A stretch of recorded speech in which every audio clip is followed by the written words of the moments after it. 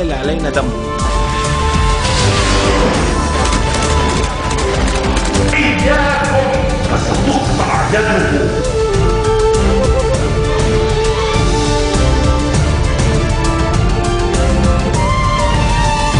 Good afternoon and thank you for joining us on FutureTV. I'm Linda Tamim and these are today's top stories. A pro-Hezbollah Sunni sheikh is shot and killed by a masked gunman in the northern city of Tripoli. The Arab Democratic Party leader Ali Eid evades a summons to undergo questioning by a military tribunal judge over his alleged aid to a suspect in the mosque bombings in Tripoli.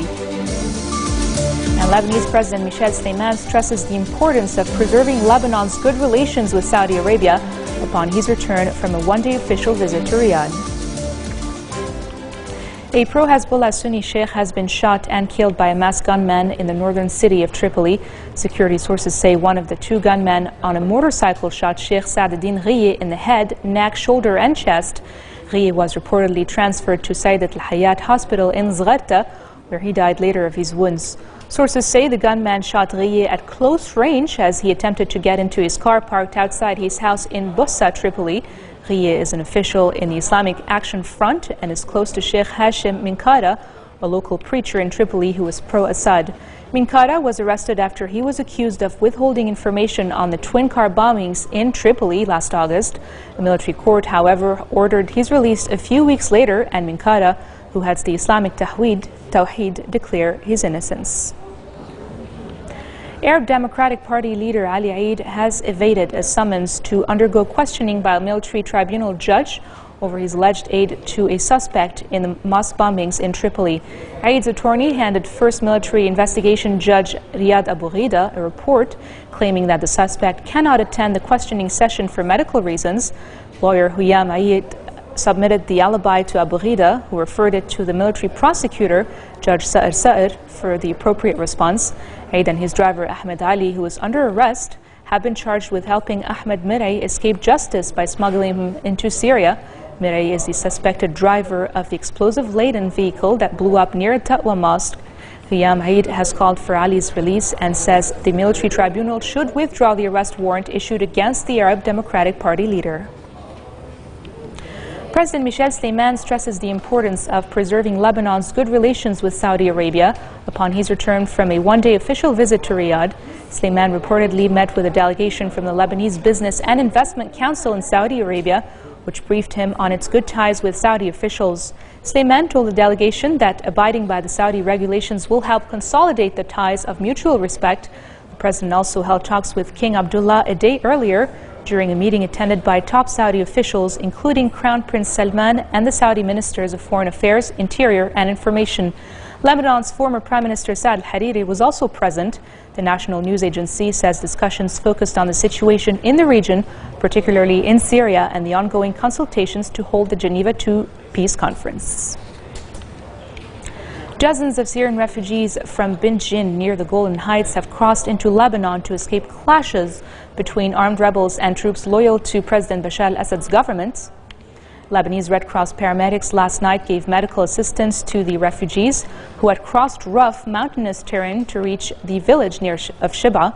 Their arrival came after a coalition of Syria-based opposition groups warned that a proposed international peace conference to negotiate an end to the three-year-old conflict might be the last chance for a solution. The statement by the coalition Forces for Peaceful Change is the latest call of support for the talks which the US and Russia are trying to convene in Geneva by the end of this year.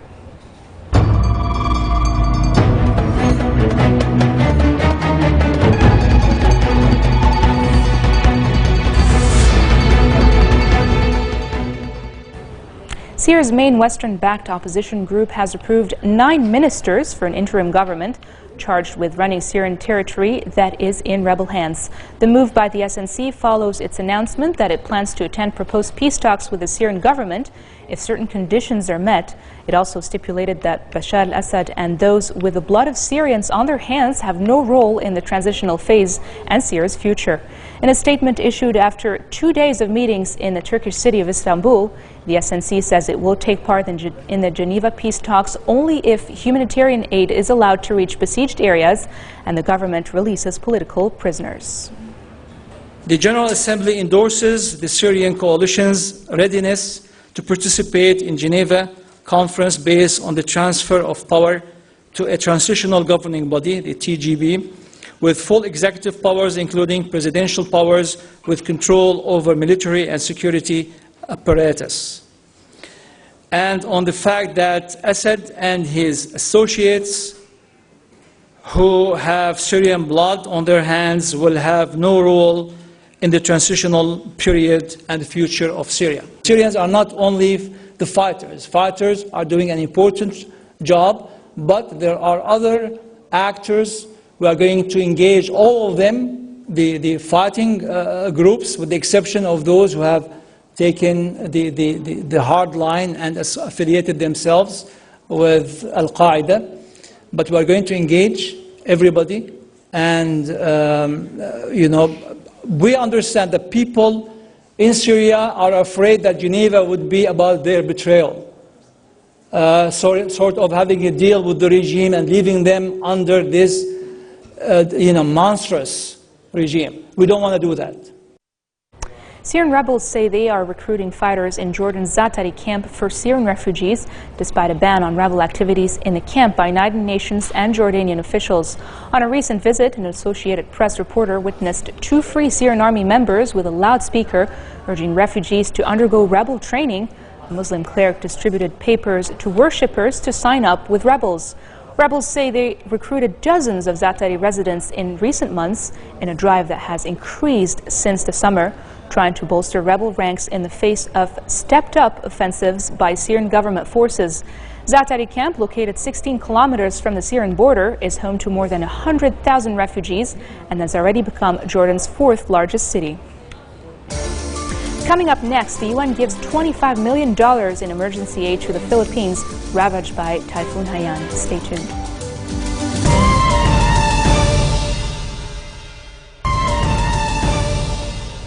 Welcome back. U.S. Secretary of State John Kerry says the strategic partnership between his country and the United Arab Emirates is very strong and will not be affected by the ongoing talks on Iran's nuclear program. Kerry made this speech during a press conference jointly held by UAE Foreign Minister Sheikh Abdullah bin Zayed Al Nahyan. Kerry arrived in Abu Dhabi on Sunday after attending the talks in Geneva between six world powers and Iran, which failed to reach an agreement on ways to address the West's concern about Iran's disputed nuclear activities. Kerry says a deal was not reached in Geneva because Iran was not ready to accept the offer by the world powers, claims which have been criticized by Iran's Foreign Minister Mohammad Javad Zarif. So hard work was done, progress was made, the P5+1 was united. There is a gap still between what language may be appropriate that they're prepared to accept, but the concept that we are all working on, we have absolute unity on. I want to emphasize this very, very strongly to my friend Sheikh Abdullah, as well as to all people in this region. And that is that we have a strong strategic relationship that has been built up over many years. It is also a friendship. And the United States will do nothing in negotiating with Iran that will change that relationship. British Foreign Secretary William Hague says world powers presented a united front to Iran at weekend talks that failed to reach an accord on curbing Tehran's nuclear activities. He told UK lawmakers that the position gave a strong foundation for the next round of talks with Iran. He stressed that sanctions will remain in place until a firm deal is reached. As we concluded the negotiations on Saturday night, all 6 E3+3 foreign ministers presented the same united position to Iran, which gives an extremely strong foundation for the next round of talks on the 20th of November. I pay tribute to Baroness Ashton and my foreign minister colleagues, including Iranian Foreign Minister Zarif. He is a tough but constructive negotiator who displayed a sincere and open approach throughout the talks. He and I took the opportunity to discuss further the bilateral relationship between Britain and Iran, and today both our governments have formally appointed our new chargé d'affaires. Given the extensive nature of Iran's program and the history of its concealment, the detailed terms of any agreement matter greatly. An agreement has to be clear and detailed, cover all aspects of Iran's program, and give assurance to the whole world that the threat of nuclear proliferation in Iran is fully addressed. Such a deal is on the table, and there is no doubt in my mind that it can be reached. I'm convinced that the agreement we were discussing would be good for the security of the entire world, and we will pursue it with energy and persistence. An interim agreement would involve offering Iran limited, proportionate sanctions relief. In the meantime, though, we will be vigilant and firm in upholding the international sanctions which have played an indispensable part in creating this new opening with Iran. More news on Iran. The country and the International Atomic Energy Agency have signed an agreement in Tehran to enable the UN nuclear watchdog to have access to more Iranian nuclear facilities for inspection. The agreement, signed by Ali Akbar Salehi, the head of Atomic Energy Organization of Iran, and Yukiya Amano, the visiting chief of the IAEA, says Iran will allow the UN nuclear watchdog's inspectors to visit the Arak heavy water plant and the Bandar Abbas Ghashin mine. Salehi says the agreement is a roadmap which clarifies the mutual steps to resolve the remaining issues pertaining to the IAEA's questions on Iran's nuclear activities.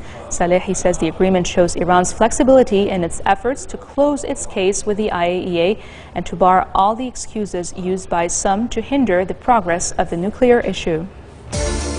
And now for a quick look at other news around the world. Dresses inspired by Disney's princesses, from a spectacular Cinderella dress by Versace to a magical Snow White dress by Oscar de la Renta, are exhibited at Christie's in London ahead of a charity auction to raise money for Great Ormond Street Children's Hospital.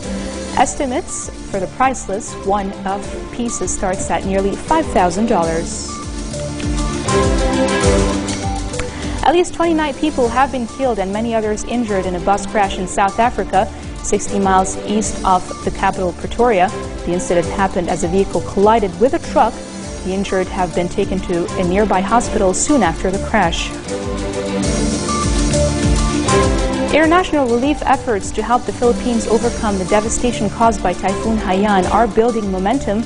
Foreign governments and international aid organizations have pledged tens of millions of dollars in emergency funds and supplies, and several countries are sending warships. The UN has released $25 million from its emergency relief fund to supply emergency shelter, health services, safe water supplies, and sanitation facilities across the Philippines. A British man has completed his attempt to swim from Land's End to John O'Groats.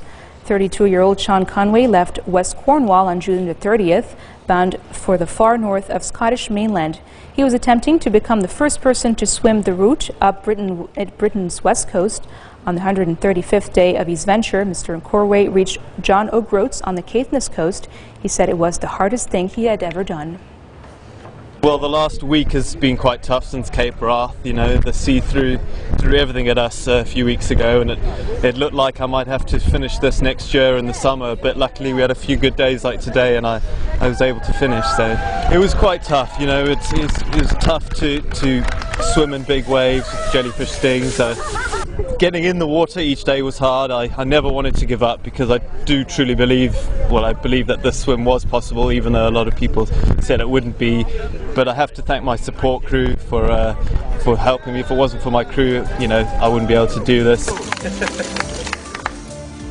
This marks the end of our bulletin for today. Now for a reminder of our headlines.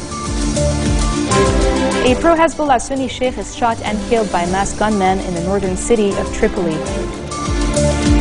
Arab Democratic Party leader Ali Eid evades a summons to undergo questioning by a military tribunal judge over his alleged aid to a suspect in the mosque bombings in Tripoli.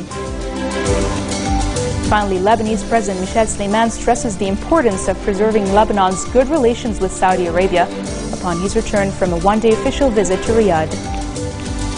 Those are your Tuesday headlines from Future Television, live from Beirut. I'm Linda Tamim, wishing you all a very nice evening.